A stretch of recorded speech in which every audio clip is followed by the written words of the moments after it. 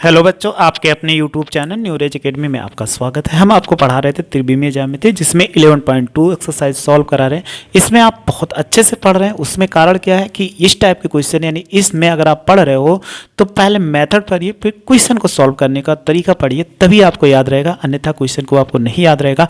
इसलिए सारे मेथड भी बता रहे हैं और उसके साथ क्वेश्चन। तो इसके पहले हमने 9 नंबर क्वेश्चन तक सॉल्व कर लिए थे। तो आइए 10 नंबर क्वेश्चन इनको पढ़ते हैं और कैसे सॉल्व किया उसका मेथड सीखते हैं, फिर सॉल्व करते हैं। लिखा हुआ निम्नलिखित रेखा युग्मों के बीच का कोण ज्ञात है। तो यहाँ देखो एक रेखा ये, तो दो रेखा इनके बीच का कोण ज्ञात करना है। तो जैसे पहला लगेगा वैसे दूसरा लगेगा। तो आइए पहले इनको सॉल्व करने का मेथड सीखते हैं कि कैसे सॉल्व करते हैं। तो देखो आपके सामने लिखा हुआ है, यदि दो रेखाएं हों, दो रेखाओं के मध्य का कोण, अगर आपको दो रेखा मिल जाए तो इनके मध्य का कोण क्या होता है, तो आप हमेशा याद रखना, अगर इनके बीच क्या थीटा न्यून कोण हो और थीटा जो हो न्यून कोण हो, तो आप हमेशा क्या करिए कि फार्मूला लगाइएगा, कॉस थीटा बराबर mod b1 vector dot b2 vector बटे मॉडुलस b1 वेक्टर और मॉडुलस b2 वेक्टर। ये ऐसे लगा दीजिएगा फार्मूला आसानी से, बस यही इतना फार्मूला है, आप लगाइए तुरंत आंसर ले लेंगे। तो आइए अब हम क्वेश्चन को लिखते हैं, सॉल्व करते हैं। तो देखो 10वें का पहला क्वेश्चन है, जैसे लिखा वैसे आप पहले लिख लीजिए। तो देखो आर वेक्टर बराबर क्या लिखा हुआ है कि 2i कैप और माइनस 5j कैप और प्लस k कैप, इनको ब्रैकेट में ऐसे कर दो। फिर लेमडा लगा दीजिए। फिर लिखा हुआ है 3i cap plus 2j cap और प्लस 6k कैप, ये लिखा हुआ है। तो ये लिखा गया। और दूसरा देखो आर वेक्टर बराबर फिर लिखा हुआ है कि 7i cap minus 6k cap, फिर लिखा हुआ है म्यू, और फिर लिखा i cap plus 2j cap और प्लस 2k कैप। दोनों समीकरण हमें मिल गया। तो दो समीकरण दिया, इससे तुलना करो, यानी आर वेक्टर बराबर a1 vector plus lambda b1 vector और आर वेक्टर बराबर a2 vector plus mu b2 vector से तुलना कर लो। अगर आप तुलना करेंगे तो आप देखो, इससे a1 b1 से कोई मतलब नहीं, तो हमें इससे a1 और a2 से कोई मतलब नहीं, केवल b1 है। तो इसके जो पीछे b1 लिखा हुआ देखो, पहला वाला पहला से, तो b1 बराबर ये वैल्यू हो गई। तो b1 वेक्टर बराबर कितना हो जाएगा, 3i cap plus 2j cap plus 6k cap.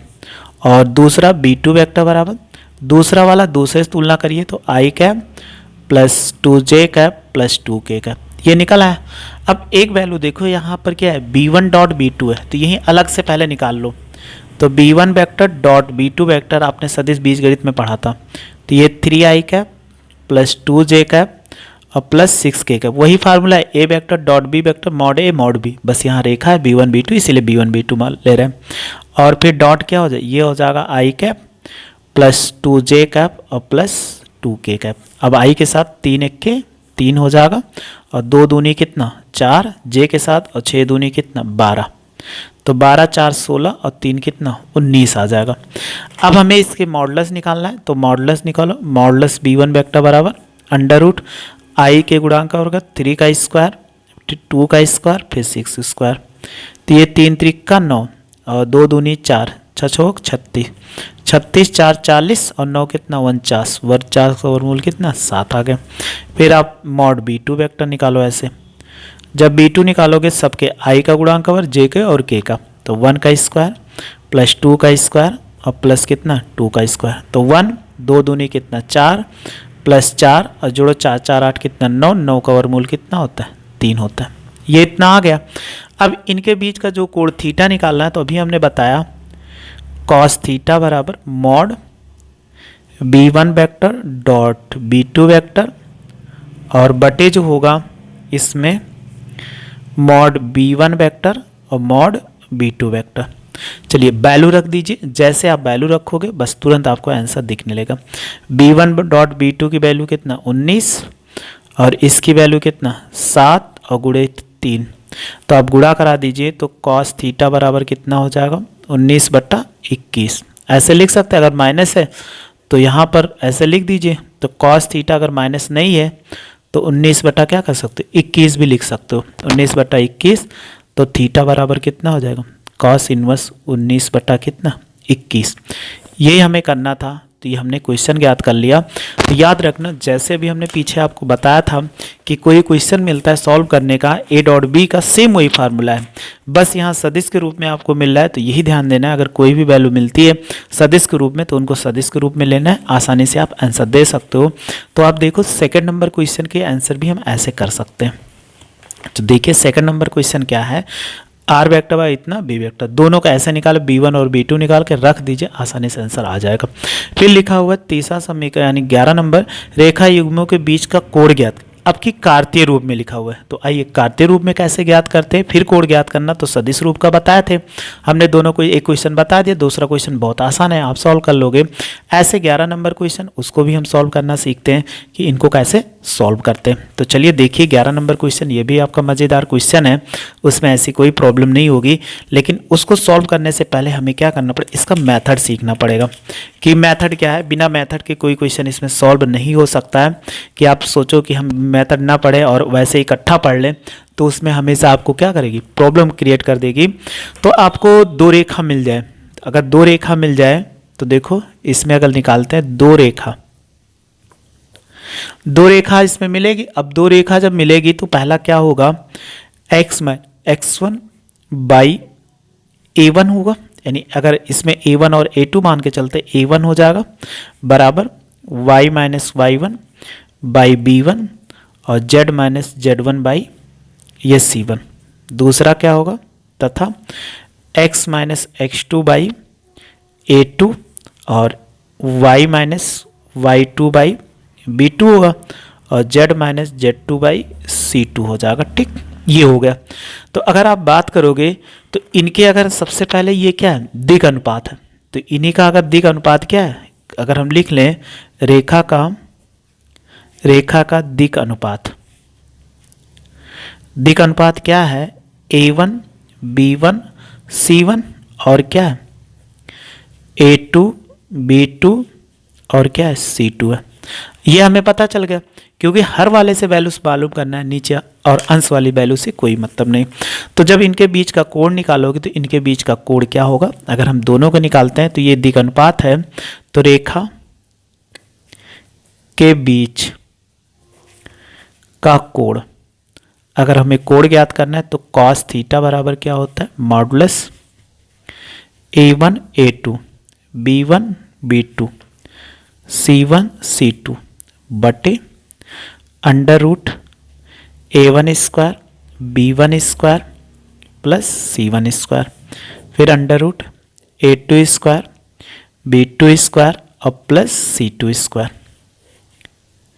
ये इसका फार्मूला होता है। अगर आपको दो रेखा मिल जाए और दो रेखा के लिए आपसे कह दिया जाए कि ज्ञात करिए, तो आप हमेशा क्या करिए, इसी फार्मूला लगाइए, क्वेश्चन आसानी से आंसर फॉलो कर सकते हो, उसमें प्राप्त कर सकते हो, यानी फॉलो करके प्राप्त कर सकते हो, उसमें आपको कोई दिक्कत नहीं होगी, चाहे जो क्वेश्चन हो वो आपको तुरंत आंसर दे देगा। चलिए आइए फिर हम क्या करते हैं, इनके क्वेश्चन को सॉल्व करते हैं 11 नंबर के। तो जैसे ये था वैसे 11 नंबर क्वेश्चन है, तो आप देख लो, क्वेश्चन फिर से आपको दिखा दे रहे हैं। 11 नंबर क्वेश्चन लिखा गया है कि x माइनस 2/2 और y माइनस 1/5 z प्लस 3/-5, फिर और x प्लस 2/1 y माइनस 4/8 और z माइनस 5/4। तो अगर हमें सबसे पहले इसका निकालना है तो तुलना करने के लिए दोनों समीकरण से तुलना करना पड़ेगा। तो पहले हम क्वेश्चन को लिख देते हैं 11 नंबर, एक क्वेश्चन बताएंगे, दूसरा क्वेश्चन आप आसानी से ऐसे सॉल्व कर सकते हो। क्या लिखा हुआ है, x माइनस 2/2 बराबर y माइनस 1 और बाई 5 हो जाएगा, और फिर निकालेंगे कि z प्लस 3 और बाई माइनस 3। ये हो गया। अगर हम तुलना कर लें x minus x1 by a1, y minus y1 by b1 और z minus z1 by c1 से तुलना करो। और हमें एक चीज़ याद करना, कोण ज्ञात करना तो केवल नीचे वाली वैल्यू से। तो a1 बराबर 2 और b1 बराबर कितना 5 और c1 बराबर -3। ये निकला है क्योंकि हमारे लिए सबसे ज़्यादा जरूरी था ये निकालना। तथा दूसरा समीकरण क्या लिखा हुआ है कि x प्लस 2 बाई -1 बराबर y माइनस 4 बाई 8, और फिर लिखा हुआ है कि इसी में z माइनस 3 और बाई कितना 8, 4 लिखा हुआ। ये 4 है और ये कितना है 5 है। तो y माइनस एक्स प्लस 2/-1 और y माइनस 4/8 और z माइनस 5 ये। इसमें भी सेम तुलना करेंगे, तो तुलना किससे करें, x माइनस x2 दूसरा समीकरण a2 था और y माइनस y2/b2 हो जाएगा और z माइनस z2/c2 से क्या कर लो, तुलना कर लो। अगर आप तुलना करते हैं तो देखो a2 बराबर कितना, यहाँ पर कितना -1, यहाँ b2 है तो b2 बराबर कितना 8 हो जाएगा और c2 बराबर कितना 4 आ गया। तो इनका कोण निकालो, तो कोण क्या होता है, cos थीटा बराबर मॉड, अभी हमने बताया था a1 a2 plus b1 b2 c1 c2 और फिर बटे under root a1 square b1 square और प्लस c1 स्क्वायर, फिर under root a2 square plus b2 square और प्लस क्या हो जाएगा c2 स्क्वायर। ये हमने बताया था। और अब इसमें क्या करिए, वैल्यू रख दीजिए, जैसे ही वैल्यू रखोगे वैसे इसका आंसर आपको दिखने लगेगा। तो cos थीटा मॉड a1 की वैल्यू रखो, ऊपर ये निकालें 2 और गुणे -1, फिर प्लस b की वैल्यू b1 की 5 और इंटू कितना 8, फिर इसके बाद प्लस -3 और इंटू कितना 4।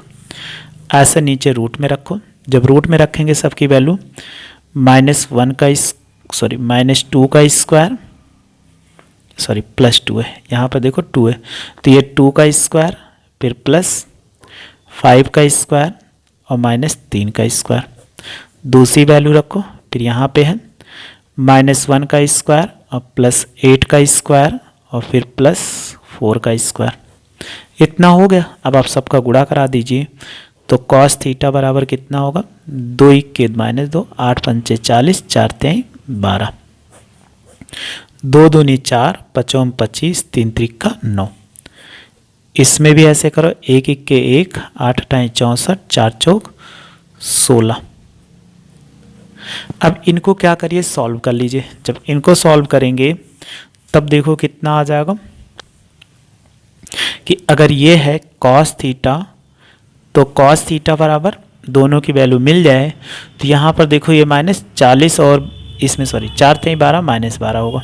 ठीक, तो इनको जोड़ो तो 12 2 14 यानी 40 माइनस कितना 14 और बटे कितना 25 और 9 कितना 25 5 3 34 4 कितना हो जाएगा 38 हो जाएगा।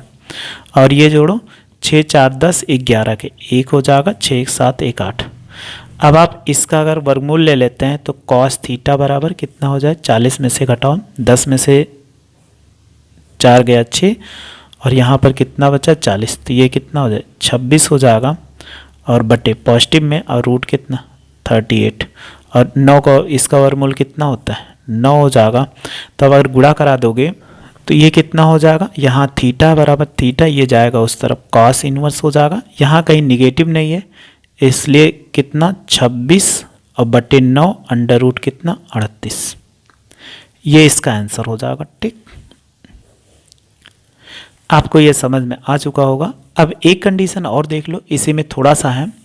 अगर आपको दो रेखा मिलती है, जैसे ये रेखा मिलती है, अगर दो रेखाएं परस्पर लंब है, यानी अगर आपसे कह दिया जाए ये रेखा और ये रेखा परस्पर लंब है, अगर आपसे इसी में कह दिया जाए कि दोनों रेखा परस्पर लंब है तो आप क्या करोगे, तो लंब होने का मतलब कितना cos 90 डिग्री, cos 90 डिग्री की वैल्यू हो जाएगी 0, इधर से गुणा कराओगे तो ये 0 हो जाएगा। तो हम डायरेक्ट लिख सकते हैं, यदि दो रेखा, एक टिप्पणी है चाहे रिमार्क करके लिख लीजिए, दो रेखा परस्पर